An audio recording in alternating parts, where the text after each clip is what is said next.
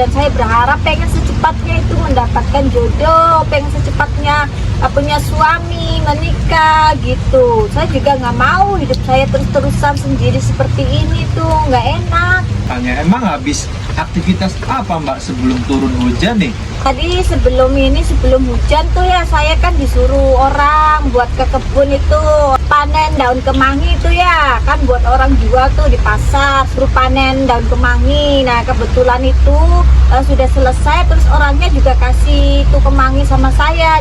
Jangan lupa klik tombol subscribe dan aktifin lonceng notifikasinya. Terima kasih. Jadi nih guys, buat kalian semua yang mau ngerasain atau nyicipin makanannya Mbak Ernia Sejadah Desa, silahkan kalian boleh datang ya.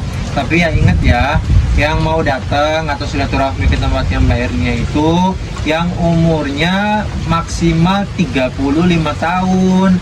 Jangan yang lebih dari 35 tahun datang ya. Kalau misalkan yang tua atau yang bapak-bapak bisa jadi saudara online saja gitu loh. Jadi nggak usah datang kalau yang sudah tua, yang sudah bapak-bapak. Karena Mbak Ernia teh sudah menargetkan ada syaratnya gitu loh, kalau umurnya harus 25 tahun sampai 35 tahun. Yang lebih dari 35 tahun Mbak Ernia nggak mau ya.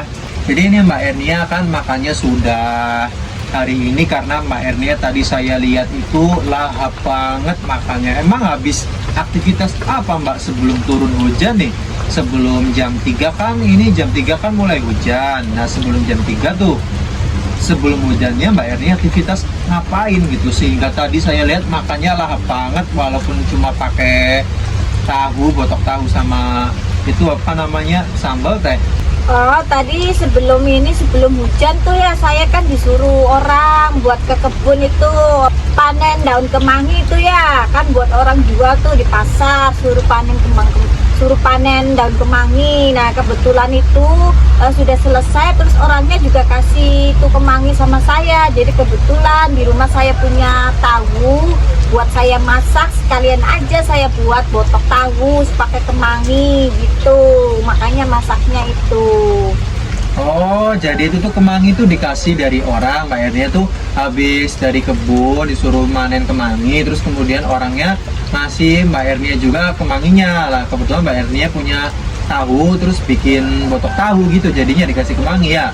Iya, kan saya kalau disuruh orang ke kebun tuh ya, kalau suruh manen atau apa gitu ya, saya tuh dikasih itu timun kah, walu kah, bolet kah, cangkuk kah, pokoknya apa aja kalau saya disuruh sama orang itu pasti saya dikasih juga dari hasil panennya itu.